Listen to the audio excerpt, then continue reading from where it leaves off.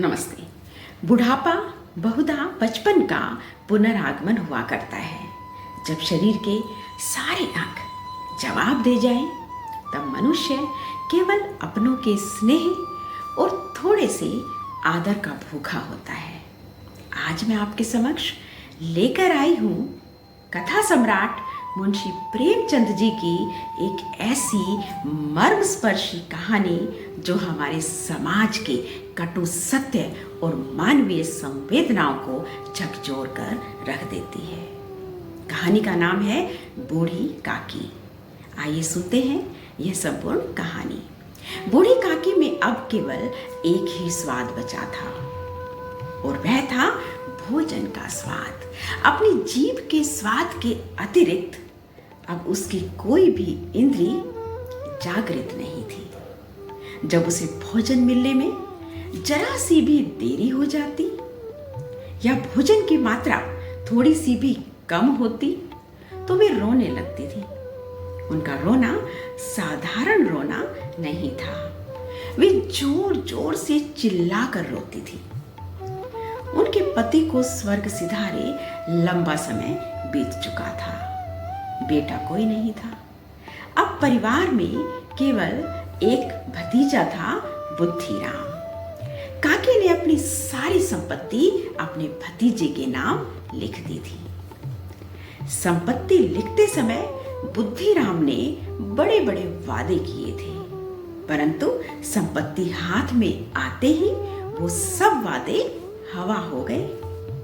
अब बुद्धिराम और उनकी पत्नी रूपा दोनों ही काकी को बोझ समझने लगे थे। घर में बूढ़ी काकी की दशा अत्यंत दयनीय थी। यदि कभी वे भूखे होने पर रोती तो रूपा उन पर बरस पड़ती थी। बुद्धिराम भी कभी कभी उन पर क्रोधित हो जाते थे।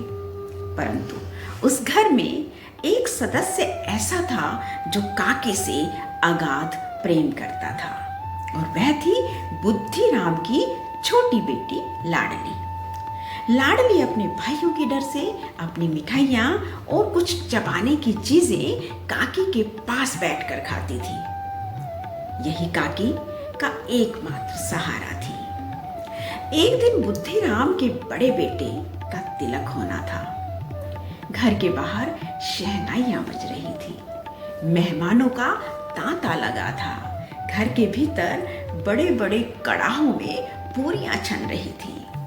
मसालों और घी की सुगंध चारों ओर फैली हुई थी। बूढ़ी काकी अपनी कोठरी में बैठी थी। पूरियों की वह सुगंध काकी को बेचैन कर रही थी।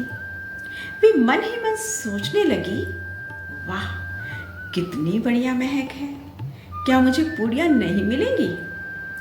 काकी से अब और प्रतीक्षा नहीं हो रही थी। वे रेंगती हुई अपनी कोठरी से बाहर आई और धीरे धीरे उस कड़ाहे के पास बैठ गई जहां पूरियां छन रही थी। तभी बुद्धिराम की पत्नी रूपा ने उन्हें देख लिया। वहां बैठे देखकर रूपा का क्रोध सातवें आसमान पर पहुंच गया। उसने काकी को दोनों हाथों से झकझोरा और चिल्लाकर कहा, अरे अभागन, यहां क्यों आ बैठी? मेहमानों के खाने से पहले ही सब निगल जाएगी क्या? काकी ने एक भी शब्द नहीं कहा। वे अत्यंत लज्जित होकर रोती हुई अपनी अंधेरी कोठरी में वापस लौट गई। रात के 11 बज चुके थे। सभी मेहमान भोजन कर चुके थे।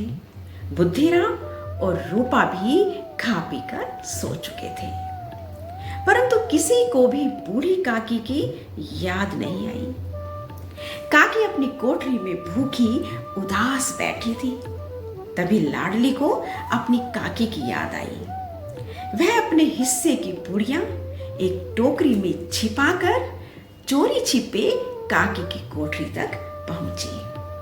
काकी ने जब पूड़ियां देखी तो वे भावुक हो उठी। उन्होंने पल भर में वो पूड़ियां खा ली, परंतु उनका पेट नहीं भरा। उनकी भूख और बढ़ गई थी। काकी ने लाडली से कहा, बेटी मुझे वहां ले चलो जहां मेहमानों ने भोजन किया था। लाडली छोटी थी, वह काकी का हाथ पकड़कर वहां ले गई जहां झूठी पत्तलें फेंकी गई थी। हृदय को कपा देने वाला दृश्य था। एक वृद्ध स्त्री समाज की मान्यताओं को भूलकर, भूख से व्याकुल होकर झूठी पत्तलों से पूड़ियां और मिठाइयों के टुकड़े उठा उठाकर खा रही थी। उसी समय रूपा की आंखें खुल गई। उसने देखा कि लाडली वहां खड़ी है और बूढ़ी काकी छोटी पत्तलों से भोजन उठा उठाकर खा रही है। यह दृश्य देखकर रूपा के पैरों तले की जमीन खिसक गई। उसका हृदय कांप उठा। उसे अपनी भूल और अपने अहंकार और अपने पाप का एहसास हुआ। वह सोचने लगी, जिस काकी की संपत्ति की बदौलत आज हम सिर उठाकर जी रहे हैं, उसी काकी को आज हमने झूठी पत्तलें खाने पर विवश कर दिया। हे ईश्वर, मुझे क्षमा करना। रूपा की आंखों से अश्रु बहने लगे।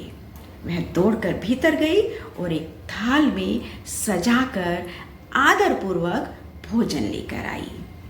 उसने काकी के सामने थाल रखा और रोते हुए कहा, उठो काकी, भोजन करो।